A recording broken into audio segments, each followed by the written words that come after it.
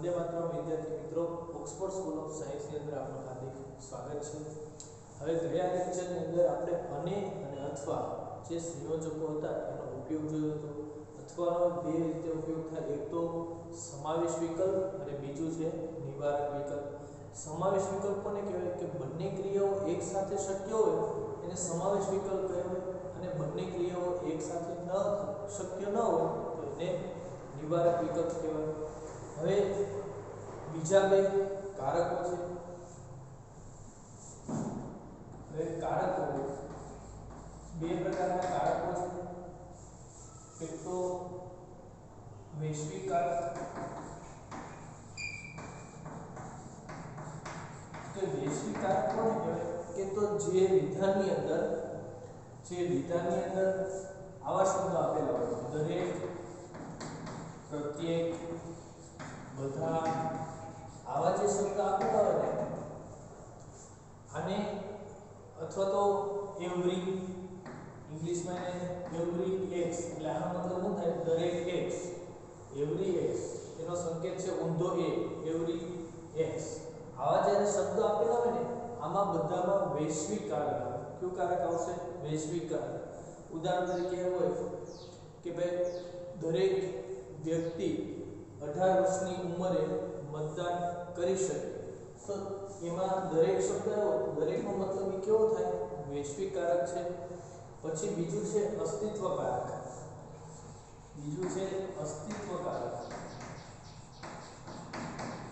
આની અંદર આવા શબ્દો આવે,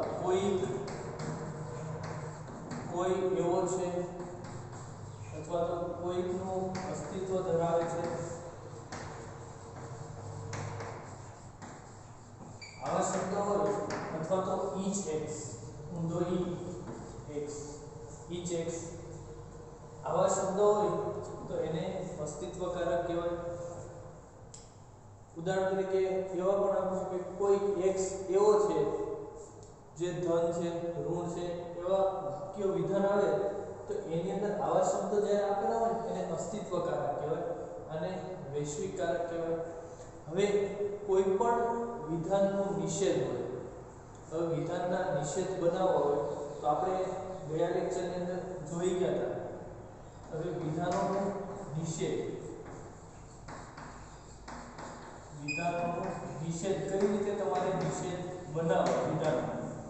તો કોઈ પણ વિધાન p હોય તો એનો નિષેધ શું થાય? નિષેધ p. પછી કોઈ પણ સંયોજન વાળું વિધાન હોય, સંયોજન એટલે વચ્ચે શું આવશે?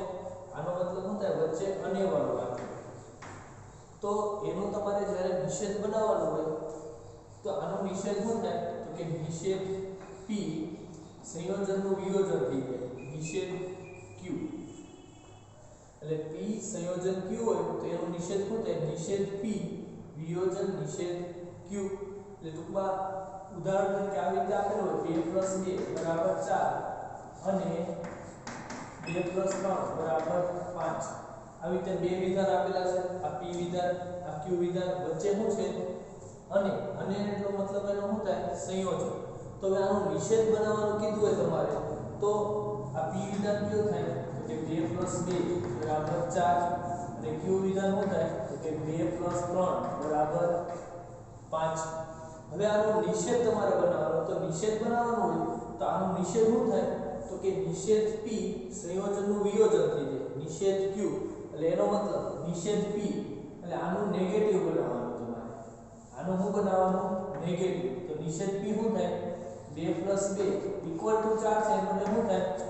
નોટ ઇક્વલ ટુ 4, અથવા તો 2 + 2 4 શક્ય નથી એમ પણ લખી શકાય.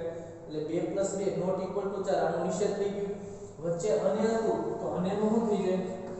અથવા આનો નિષેધ બનાવો 2 + 3 નોટ ઇક્વલ ટુ 5. તો આવી રીતે જે આટલું તમને યાદ હોય તો કોઈ પણ વિધાનનો તમે નિષેધ તમે બનાવી શકો. અને હોય તો એનું અથવા થઈ જાય. અને આ બંને જે છે p ની જગ્યાએ નિષેધ p, q ની જગ્યાએ નિષેધ q. એટલે આ એક સૂત્ર યાદ રાખો. એટલે કોઈ પણ વિધાનનું પછી એવી રીતે વિયોજન હોય, p વિયોજન q હોય તો એનું પણ સેમ આવી રીતે નિષેધ p અહીંયા વિયોજન હતું તો એનું શું થઈ જાય સંયોજન નિષેધ ક્યુ ટૂંકમાં અનેનું અથવા થઈ જાય અથવાનું અને થઈ જાય અને બંને વાક્યો છે એ નેગેટિવ થઈ જાય પી હોય તો એનો નિષેધ પી ક્યુ હોય તો નિષેધ ક્યુ એટલે આ યાદ રાખો તો પણ તમને ખ્યાલ આવી જાય હવે આવી રીતે હોય કોઈક આવી રીતે એવરી એક્સ વાળો આપેલું હોય અને પછી એક કોઈ પણ વિધાન આપેલું હોય એટલે આનો મતલબ દરેક પ્રત્યેક પછી વાક્ય આપેલું હોય 18 વર્ષની વ્યક્તિ મતદાન કરી શકે આવું એક વાક્ય હોય દરેક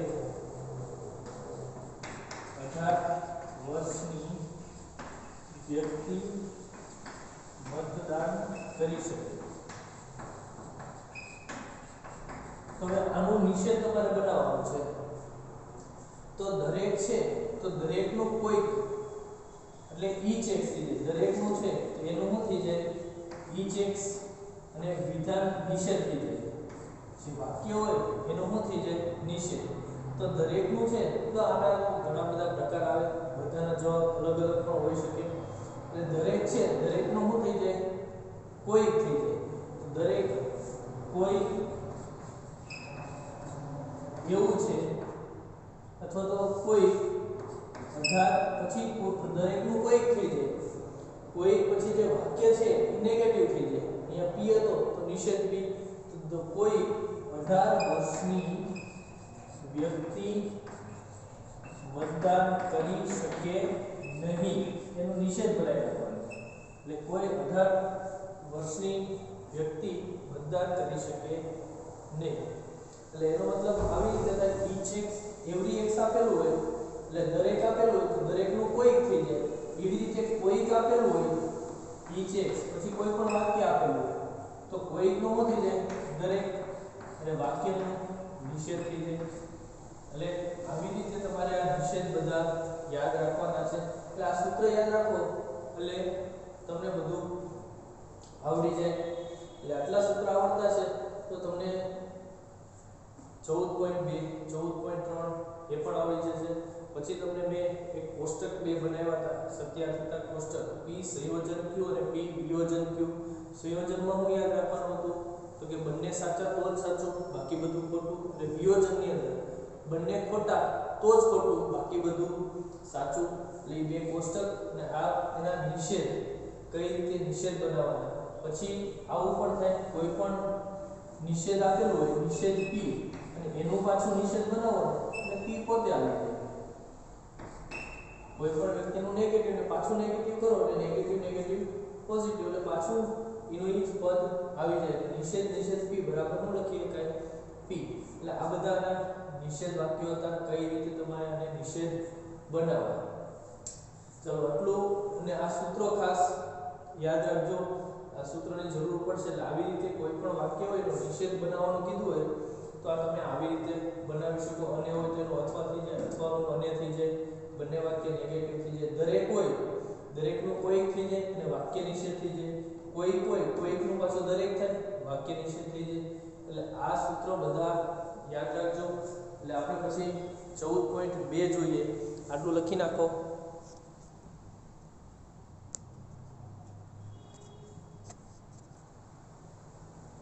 ચલો હવે સાથે 14.2 છે એની અંદર પહેલો પ્રશ્ન છે નીચેના વિધાનોનો નિષેધ લખો એમાં પહેલું છે પી વિધાન આપણે લખી ચેન્નઈ તમિલનાડુનું પાટનગર છે તો આનો નિષેધ બનાવવાનો છે સિમ્પલ નિષેધ પી એક જ વાક્ય છે તો આનો નિષેધ શું થાય તો કે ચેન્નઈ તમિલનાડુનું પાટનગર નથી બસ આનો નિષેધ થઈ ગયો એક જ વાક્ય છે એનો નિષેધ તો સિમ્પલ તમને આવડી જાય પછી એવી રીતે બીજો પ્રશ્ન છે કે √2 સંકર સંખ્યા નથી બીજો જે પ્રશ્ન છે √2 એટલે p વાક્ય લઈએ આપણે √2 સંકર સંખ્યા છે નથી, તો એની સંકર સંખ્યા નથી, તો એનું નિષેધ શું થાય? નિષેધ p. તો નથી નું છે ફરી લે √2 સંકર સંખ્યા છે, એનું નિષેધ નથી તો છે તો નથી. પછી ત્રીજું છે બધા ત્રિકોણો એ સમબાજુ ત્રિકોણ નથી, બધા ત્રિકોણ એ સમબાજુ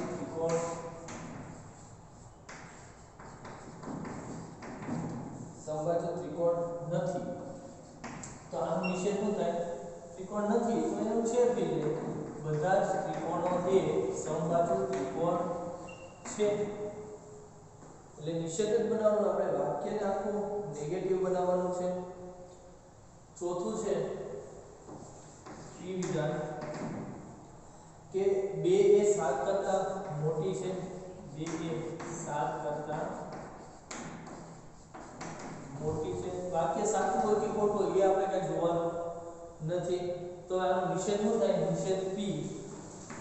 2 એ 7 કરતા મોટી નથી, અથવા તો આમાં તમે એમ પણ લખી શકો નાની છે, 2 એ 7 કરતા નાની સંખ્યા છે એમ પણ તમે લખી શકો, અથવા તો મોટી છે તો મોટી નથી એ પણ ચાલે.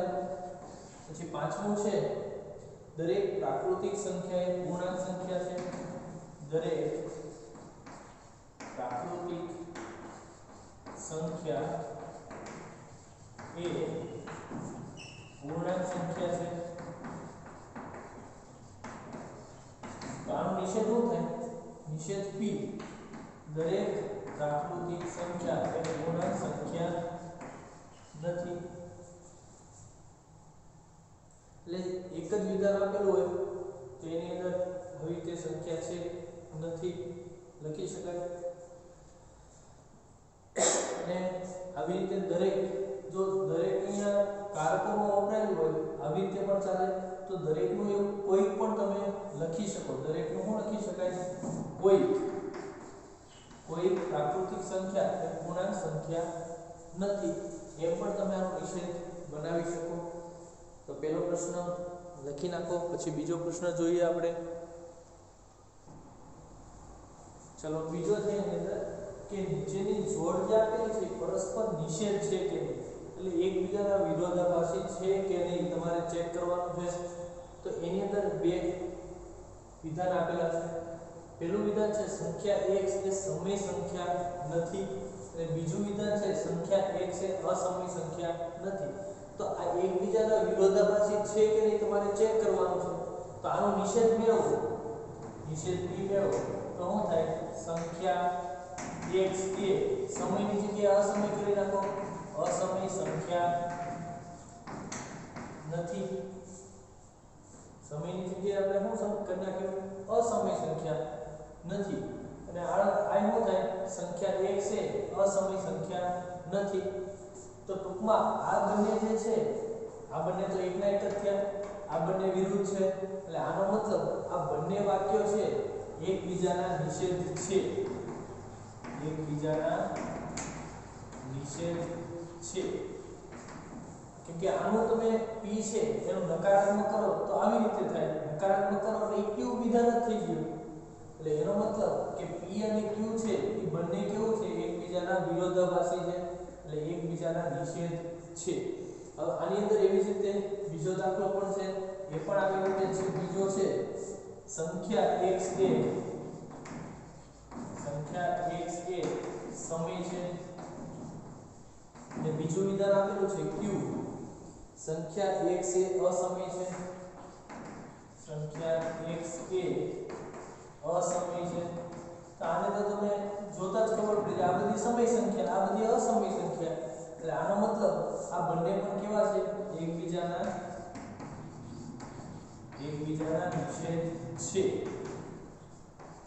એટલે આનો નિષેધ કરો તો સંખ્યા x એ અસમય સંખ્યા, q વિધાન આવી જાય. એટલે એનો મતલબ આપણે પૂછવું એકબીજાના નિષેધ છે કે નહીં, એ જ.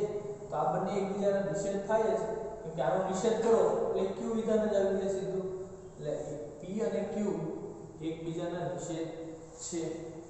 ચલો હવે ત્રીજો પ્રશ્ન જોઈએ આપણે કે નીચેના સંયુક્ત વિધાનોના ઘટક વિધાનો શોધો અને તે સત્ય છે કે અસત્ય એ ચેક કરવાના છે. બીજો દાખલો છે ઘટક વિધાનો તમારે ગોતવાના છે અને એ સત્ય છે કે અસત્ય એ આપણે જે તમને સત્યાર્થના કોષ્ટક તમને બનાવડાવ્યું હતું એના ઉપરથી તમને ખ્યાલ આવી જાય. એની અંદર છે ત્રીજો પ્રશ્ન છે ઘટક વિધાનો શોધો. એમાં પહેલું છે 3 એ અવિભાજ્ય સંખ્યા છે અથવા અયુગ્મ છે. 3 એ અવિભાજ્ય સંખ્યા છે અથવા અયુગ્મ છે. તો આની અંદરના બે ઘટકો વિધાનો બે અલગ અલગ વચ્ચે અથવા છે કારક તરીકે અથવા છે. એમાં એમ પૂછ્યું આની અંદર કેવો કારક છે તો તમે અથવા પણ લખી શકો. તો આની અંદર બે વાક્ય અલગ અલગ છૂટા પડે. એમાં p વાક્ય શું બનશે તો કે 3 એ અવિભાજ્ય સંખ્યા છે અને q વિધાન કયો બનશે તો કે 3 એ અયુગ્મ સંખ્યા છે. હવે તમને અથવાનો જે સત્યાર્થના કોષ્ટક p વિયોજન q આનો સત્યાર્થના કોષ્ટક છે એ તમને આવડવું જોઈએ. p વિયોજન q આવું હોય તો કે બંને ખોટા હોય તો જ ખોટું હોય. એકાદું સાચું હોય તો પણ આખું વિધાન સાચું હોય. તો કે પહેલું વિધાન છે 3 અવિભાજ્ય સંખ્યા છે તો કે એ સાચું છે. 3 અવિભાજ્ય સંખ્યા હોય એટલે પહેલું તો સાચું જ છે. 3 એ અયુગ્મ સંખ્યા છે બીજું પણ સાચું છે. તો વિયોજનની અંદર શું હોય p વિયોજન q બંને સાચા હોય તો હંમેશા શું હોય સાચું જ હોય. તો આખું વાક્ય જે છે એ હંમેશા કેવું થાય સત્ય થાય. p વિયોજન q સત્ય આવશે. એટલે આનો સત્યાર્થતા કોષ્ટક તમારે યાદ રાખવાનો છે. આવી રીતે તમને યાદ ન હોય તો યાદ અપાવી દો એકવાર. p વિધાન છે q વિધાન છે ચાર શક્યતાઓ થાય. કાં તો બંને સાચા હોય કાં તો p સાચું હોય q ખોટું હોય ft અને fa. તો p સંયોજન q ની અંદર શું આવે તો કે બંને સાચા હોય તો જ સાચું બાકી બધું ખોટું એટલે f f a. p વિયોજન q ની અંદર શું આવશે બંને ખોટા તો જ ખોટું બાકી બધું સાચું. એટલે આ કોષ્ટક યાદ રાખો. તો આનો મતલબ p અને q બંને સત્ય છે તો p વિયોજન q કેવું આવશે આ બંને સત્ય છે તો p વિયોજન q કેવું આવશે સત્ય આવશે. એની અંદરનો બીજો દાખલો છે કે બધા પૂર્ણાંકો ધન અથવા ઋણ છે. બધા પૂર્ણાંકો ધન અથવા ઋણ છે. તો આની અંદર પણ બે વાક્ય છૂટા પડે. તો p વિધાન શું આવશે તો કે બધા પૂર્ણાંકો ધન છે અને q વિધાન બે ઘટકો અલગ અલગ ઘટક વિધાન અલગ અલગ પાડવાના છે. તો q વિધાન બધા પૂર્ણાંકો ઋણ છે. તો હવે આ સાચું છે આખું વિધાન સાચું છે કે ખોટું એ તમારે ચેક કરવાનું છે. તો કે બધા પૂર્ણાંકો કોઈ દિવસ ધન હોઈ શકે નહીં. અમુક ઋણ પણ હોઈ શકે -2 -3 ઋણ કહેવાય. બધા પૂર્ણાંકો ઋણ છે તો કે 2 અને 3 પ્લસ એ આવે એટલે એ પણ ખોટું થાય. તો વચ્ચે શું છે અને એટલે એનો મતલબ સંયોજન p સંયોજન q. તો સંયોજનની અંદર શું આવે બંને ખોટા હોય તો p સંયોજન q શું આવશે f.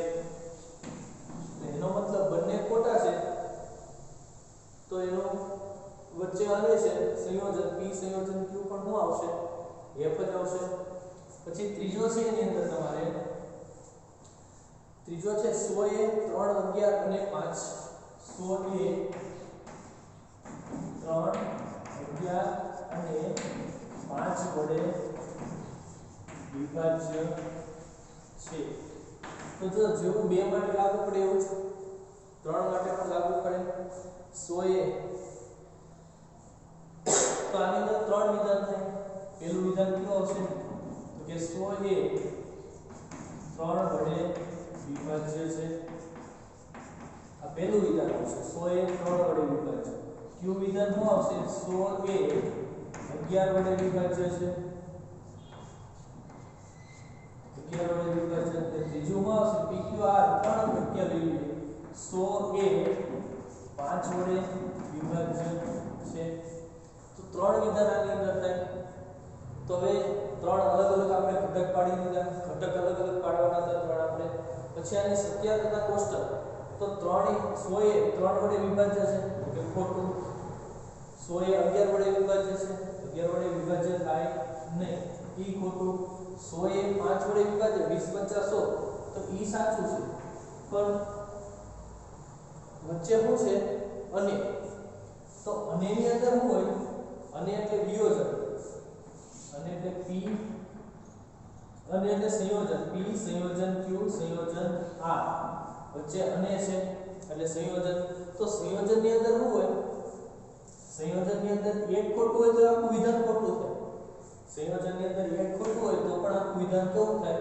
ખોટું તો આખું વિધાન છે એ શું આવશે f એટલે આખું વિધાન કેવું થાય ખોટું કેમ કે જો આની જગ્યાએ વિયોજન હોત આની જગ્યાએ અથવા હોત તો આ વિધાન કેવું બને સત્ય બને વિયોજન હોત તો આ વિધાન સત્ય બને અહીંયા સંયોજન છે સંયોજનમાં એક ખોટું હોય તો પણ ખોટું વિયોજનની અંદર હોય એક સાચું હોય તો પણ સાચું બને એટલે આ સાચું છે તો સાચું આવશે એટલે આવી રીતે તમારે આ સત્યાગ્રતા કોષ્ટકની મદદથી તમને ખ્યાલ આવી જાય કે આપણે કઈ રીતે આના દાખલા ગણવા આ લખી નાખો પછી આપણે સ્વાધ્યાય 14.3 જોઈએ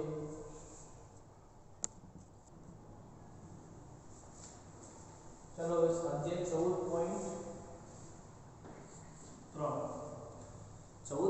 ની અંદર રકમ આપેલી છે નીચેના પૈકી દરેક સંયુક્ત વિધાનમાં પ્રથમ સંયોજકો ઓળખવાના છે સંયોજકો આપણે બે પ્રકારના છે અને અથવા સંયોજકો ઓળખવાના છે અને તેના ઘટક વિધાનોને છૂટું પાડવાનું છે એની અંદર એક દાખલો ગણાવું છું બાકી તમારે જાતે ગણી નાખવાના છે બહુ સહેલા છે એમાં પહેલું છે કે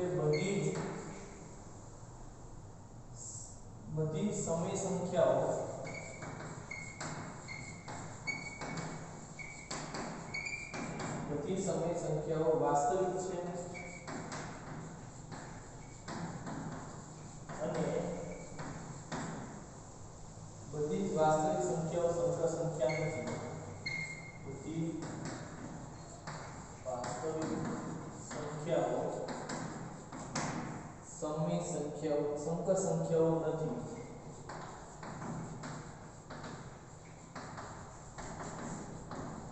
તો આની અંદર તમારે બે ઘટક વિધાન અલગ અલગ પાડવાના છે અને સૌથી પહેલા કારક ઓળખવાનો સંયોજક ઓળખવાનો તો સંયોજક આની અંદર કયો આવશે સંયોજક આની અંદર બે વિધાનોને શેના વડે જોડ્યું છે તો કે અને વડે તો સંયોજક કયો આવશે અને આપણે સંયોજકો ઓળખવાના છે તો વચ્ચે અને છે એટલે સંયોજક આવશે હવે બે વિધાનને અલગ અલગ પાડવાના છે કે p વિધાન કયો આવશે બધી સમય સંખ્યાઓ વાસ્તવિક છે આ પહેલું વિધાન અને બીજું વિધાન કયો આવશે q વિધાન તો કે બધી વાસ્તવિક સંખ્યાઓ સંકર સંખ્યા નથી આ વિધાન સાચું છે કે ખોટું એ આપણે કઈ જોવાનું નથી આપણે તો વચ્ચે કારક ઓળખવાનો હતો અને બે ઘટક વિધાનોને છૂટા પાડવાના હતા છૂટા પાડી દીધા બહુ સહેલું છે બીજું ત્રીજું અને ચોથું જાતે આવડશે ચાલો કદાચ એક બીજું જોઈ લઈએ આપણે પૂર્ણાંકોનો વર્ગ ધન અથવા ઋણ છે તો એમાં સંયોજક કયો આવશે વચ્ચે અથવા એની અંદર સંયોજક તમારે અથવા લખવાનો એમાં બે ઘટક વિધાનો છૂટા પાડો તો શું થાય p વિધાન શું થાય તો કે પૂર્ણાંકોનો વર્ગ ધન છે અને q શું થાય પૂર્ણાંકોનો વર્ગ ઋણ છે આવી રીતે તમારે ત્રીજું અને ચોથું પણ તમારે જાતે કરવાનું છે અને બહુ સહેલું છે એની અંદર ચોથું આપણે ગણાઈ દઉં ત્રીજો દાખલો છે એની અંદર વચ્ચે શું છે અને સંયોજક વચ્ચે શું આવશે અને એની અંદર બે વિધાન ક્યાં છૂટા પડશે કે રેતી સૂર્યના પ્રકાશમાં ઝડપથી ગરમ થાય એ p વિધાન લઈ લેવાનું સંયોજક વચ્ચે અને છે બીજું શું લેવાનું તો કે રેતી રાત્રિના સમયે ઝડપથી ઠંડી થતી નથી. એ બે વિધાન ઘટક વિધાન થઈ ગયા અને વચ્ચે સંયોજક. અને ચોથું છે x બરાબર 2 અને x બરાબર 3 એ સમીકરણ x બરાબર 2 અને x બરાબર 3 એ સમીકરણ 3x² - x - 10 = 0 ના બીજ છે. એટલે આ જે છે એ આ બેના બીજ છે એ સાબિત કરવાનું. તો વચ્ચે આની અંદર સંયોજક કયો આવશે? તો કે અને સંયોજક વચ્ચે કયો આવશે? અને બે વિધાન અલગ અલગ પાડો તો શું થાય? x બરાબર 2 એ સમીકરણ 3x² - x - 10 = 0 નું બીજ છે. એવી રીતે q વિધાન કયું છૂટું પડશે? તો કે x બરાબર 3 એ સમીકરણ 3x² - x - 10 = 0 નું બીજ છે. તો આની અંદર આપણે આટલું જ લખવાનું હતું. આટલું લખી લો. પછી બીજો દાખલો જોઈએ. એમાં કારક ઓળખવાના છે અને વિધાનોના નિષેધ લખવાના છે. તો એની અંદર કારકો તમારે ઓળખવાના છે અને વિધાનોના તમારે નિષેધ પણ લખવાના છે.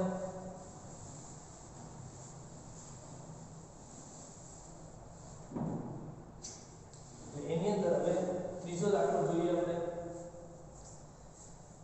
એમાં પહેલું છે ત્રીજાનો પહેલું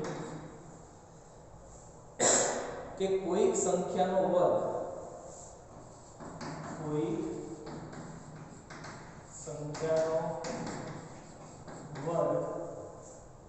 તે સંખ્યા જેટલો જ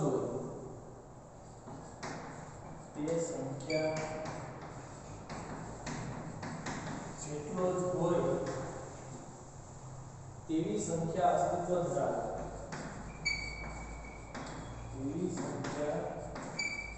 અસ્તિત્વ ધરાવે. તો આની અંદર તમારે કારક ઓળખવાનો છે. જો કોઈક આપેલું છે અસ્તિત્વ ધરાવે એમ આપેલું છે. તમને બે કારકો બનાવેલા હતા. એક વૈશ્વિક કારક હતું અને બીજું અસ્તિત્વ કારક. તો આવા શબ્દો છે કોઈક છે, અસ્તિત્વ ધરાવે છે, એ બધા શબ્દો શેમાં આવે? તો કે અસ્તિત્વ કારકમાં. તો આ કારક કયો આવશે? અસ્તિત્વ કારક. અથવા તો આમાં અસ્તિત્વ ધરાવે છે એમ પણ લખી શકાય, કોઈ પણ લખી શકાય કારકની અંદર. એટલે આ કારક કયો આવશે? વૈશ્વિક કારક. હવે આનો નિષેધ તમને યાદ છે, વૈશ્વિક કારક હોય એટલે એનો મતલબ કોઈક આપેલું હોય અને એક વિધાન આપેલું હોય p. આનો તમારે નિષેધ બનાવવાનો. તો નિષેધ છે કોઈકનું શું થઈ જાય? તો કે પ્રત્યેક અથવા તો દરેક. અને આ વાક્યનું શું થઈ જાય? નિષેધ p. એટલે કોઈક આપેલું હોય એટલે પછી વાક્ય આપેલું. આ કોઈક આપેલું છે પછી આખું વિધાન આપેલું છે. તો કોઈકનું શું થઈ જાય? દરેક. અને વાક્યનું શું થઈ જાય? નકારાત્મક. તો હવે આનો નિષેધ બનાવો. તો આનો નિષેધ શું આવશે? કોઈક છે તેની જગ્યાએ પ્રત્યેક પણ લખી શકાય, દરેક પણ લખી શકાય, બધા પણ લખી શકાય. એટલે પ્રત્યેક સંખ્યાનો વર્ગ. જો કોઈકનું આપણે પ્રત્યેક અને વાક્ય અસ્તિત્વ ધરાવે છે એના બદલે ધરાવતો નથી, વાક્યનું આખું નિષેધ બનાવવાનું. આનું નિષેધ બનાવવાનું કીધું. આ વાક્ય આપેલું છે એનું નિષેધ. તો કોઈકનું દરેક થઈ જાય અને નિષેધ p. એટલે પ્રત્યેક સંખ્યાનો વર્ગ એ સંખ્યા જેટલો જ હોય તેવી સંખ્યા અસ્તિત્વ ધરાવે નહીં. સંખ્યા અસ્તિત્વ ન ધરાવે. અસ્તિત્વ ન ધરાવે. અસ્તિત્વ ધરાવે છે. કોઈકનું આપણે પ્રત્યેક કરીને અસ્તિત્વ ધરાવે છે, અસ્તિત્વ ધરાવતું નથી. એટલે આ પહેલા પ્રશ્નનો જવાબ. એટલે આ ખાસ તમને જે લખાયેલો છે નિષેધ કઈ રીતે બનાવવા એ આવડતું હોય એટલે તમને બધા દાખલા આવડી જાય. હવે બીજું છે કે પ્રત્યેક વાસ્તવિક સંખ્યા x માટે x એ x + 1 કરતા નાની છે.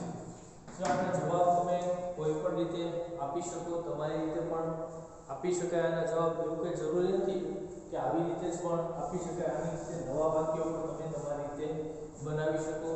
તો હવે આનો નિષેધ બનાવવાનો છે, તો આમાં સૌથી પહેલા કારક ગોતવો પડે. તો કારક કયો હશે? તો આવા શબ્દો આપેલા હોય પ્રત્યેક, દરેક, બધા. તો આની અંદર વૈશ્વિક કારક કયો આવશે? વૈશ્વિક કારક. આવા શબ્દો આપેલા હોય પ્રત્યેક, દરેક, બધા, તો વૈશ્વિક કારક આવશે. એટલે શબ્દ ઉપરથી તમે કારક ઓળખી શકો. આમાં પ્રત્યેક આપેલું છે, આમાં કોઈક અસ્તિત્વ ધરાવે એમ આપેલું છે. હવે આનો નિષેધ બનાવવો છે. તો નિષેધનું શું થાય? પ્રત્યેકનું શું થાય? કોઈ એવી સંખ્યા અસ્તિત્વ ધરાવે એવી વાસ્તવિક સંખ્યા. હવે આ વાક્યનો નિષેધ કરવાનો. વાસ્તવિક સંખ્યા x માટે x એ x + 1 કરતા નાની નથી અથવા તો મોટી છે એમ પણ લખી શકાય. જો અહીંયા પ્રત્યેકનું શું લખેલું? કોઈ અસ્તિત્વ ધરાવે, આમ પણ લખી શકાય.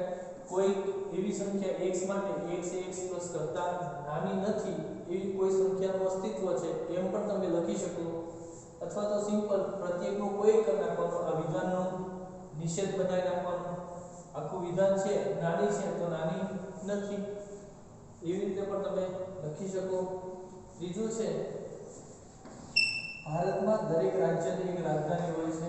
ભારતમાં દરેક રાજ્યને એક રાજધાની હોય છે. કે રાજધાની દેશની એક જ હોય. દરેક રાજ્યને તો પોતાના પાટનગર હોય. ભારતના દરેક રાજ્યને એક રાજધાની હોય છે. હવે આનો નિશ્ચિત પહેલા તો આમાં કારક ઓળખો. તો કારક કયો આવશે? દરેક. દરેક હોય, પ્રત્યેક હોય, બધા હોય. એમાં કારક હંમેશા કયો આવશે? તો કે વૈશ્વિક કારક આવશે. એટલે આ બધું લખાવેલું છે એ બધું એકવાર જોઈ લેજો, યાદ રાખજો. કારક કયો આવશે આની અંદર? વૈશ્વિક કારક. હવે આનો નિષેધ બનાવો. તો આનો નિષેધ શું આવશે? તો કે ભારતમાં કોઈક રાજ્યને એક રાજધાની ન હોય. અથવા તો કોઈ પણ રાજ્યની એક રાજધાની ન હોય એમ પણ લખી શકાય. ભારતમાં કોઈ રાજ્ય એવું છે કે જેને એક પણ રાજધાની નથી એમ પણ તમે લખી શકો. એટલે દરેકનું શું થઈ જાય? કોઈક થઈ જાય ને વાક્યનું નકારાત્મક. એટલે ભારતમાં કોઈ રાજ્ય એવું છે કે જેને એક પણ રાજધાની નથી એમ પણ તમે લખી શકો. એટલે બહુ સિમ્પલ છે, પણ જેટલા સૂત્રો લખાવેલા છે એ બધા તમને યાદ હોવા જોઈએ.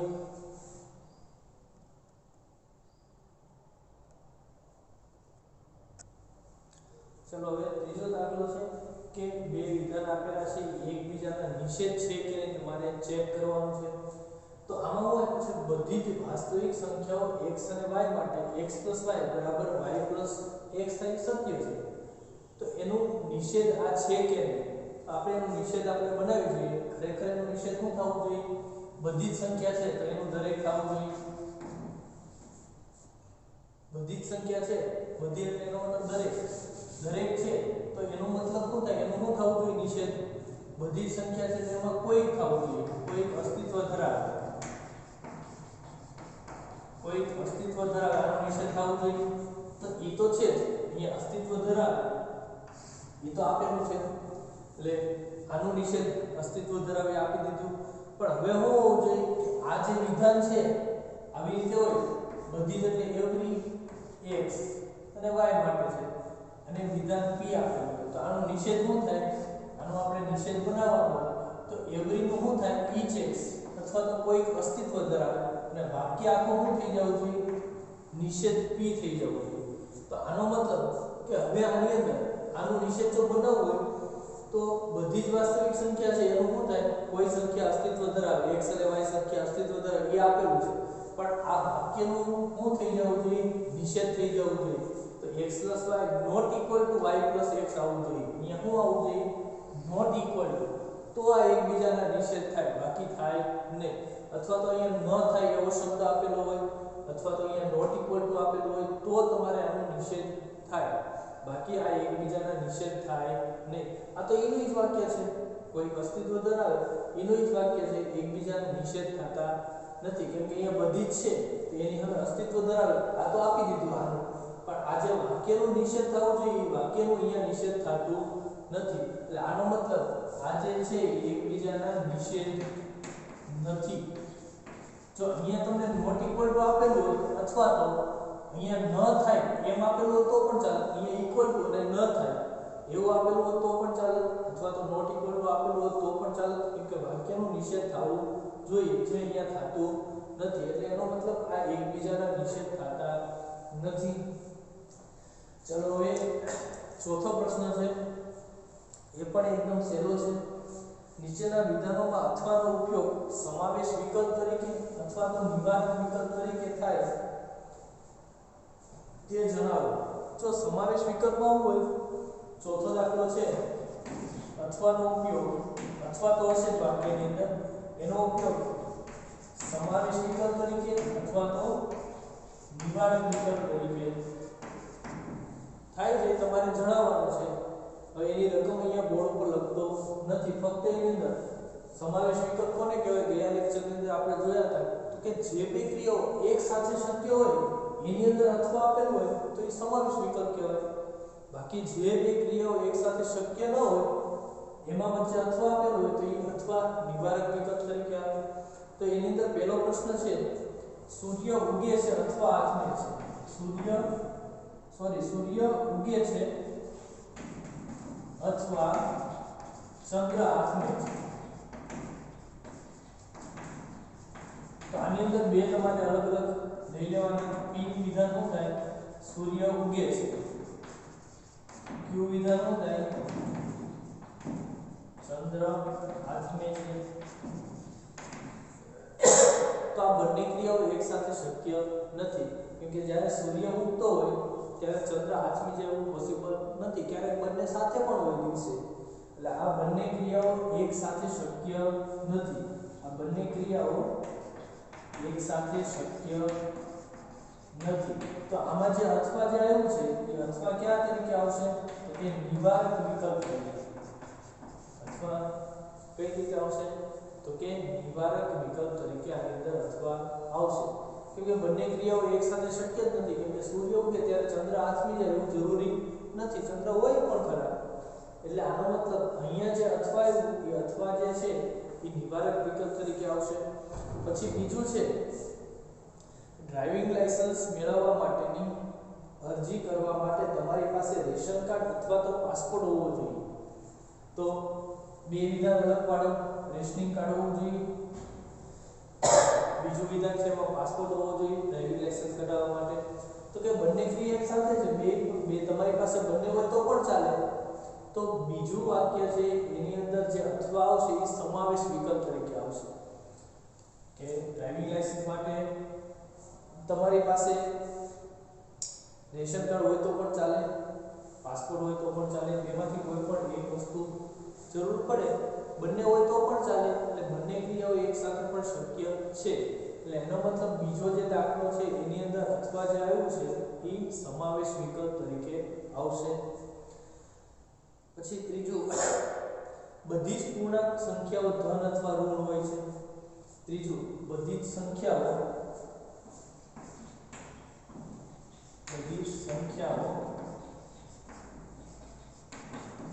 ધન અથવા ઋણ હોય. તો આની અંદર બે વિધાન અલગ અલગ પાડો. કે પહેલું વિધાન, બધી જ સંખ્યાઓ ધન હોય. બીજું વિધાન શું થાય? ક્યુ વિધાન, કે બધી જ સંખ્યાઓ ઋણ હોય. તો બંને ક્રિયાઓ એક સાથે કોઈ દિવસ શક્ય ન થાય. બધી સંખ્યાઓ ધન હોઈ શકે નહીં, બધી સંખ્યાઓ એક સાથે ઋણ હોઈ શકે નહીં. એટલે આનો મતલબ બંને ક્રિયાઓ એક સાથે કોઈ પણ સંખ્યા હોય, કાં તો ધન હોય અથવા તો ઋણ હોય, બેમાંથી એક જ વસ્તુ હોય. બંને ક્રિયાઓ એક સાથે શક્ય નથી. ધારો કે -2 છે તો આપણને ખ્યાલ છે આ ઋણ જ છે. તો બંને આ -2 ધન કહી શકાય, ઋણ કહી શકાય એવું શક્ય બને નહીં. કોઈ પણ સંખ્યા જો કાં તો ધન હોય અથવા તો ઋણ હોય અથવા તો 0 હોય, પણ બંને એક સાથે શક્ય હોતું નથી. એટલે આ બંને ક્રિયાઓ એક સાથે શક્ય નથી. એટલે આમાં જે અથવા આવશે એ કયો આવશે? નિવારક વિકલ્પ તરીકે. નિવારક વિકલ્પ તરીકે. એટલે એક બીજો દાખલો છે એની અંદર આપણે જોયું તો એની અંદર બંને ક્રિયાઓ એક સાથે શક્ય છે. એટલે એની અંદર જે અથવા આવે છે એ અથવા છે એ સમાવેશ તરીકે આવે. પહેલા અને ત્રીજાની અંદર જે અથવા છે એ નિવારક વિકલ્પ તરીકે આવે. એટલે આજના લેક્ચર પૂરતું આટલું જ. હવે પછીના લેક્ચરની અંદર આપણે એક જ ટોપિક બાકી રહી છે, સમાનાર્થી પ્રેરણ અને પ્રતીક. પ્રેરણ, સમાનાર્થી પ્રેરણ, પ્રતીક એ આપણે આની પછીના નેક્સ્ટ લેક્ચરમાં જોઈશું.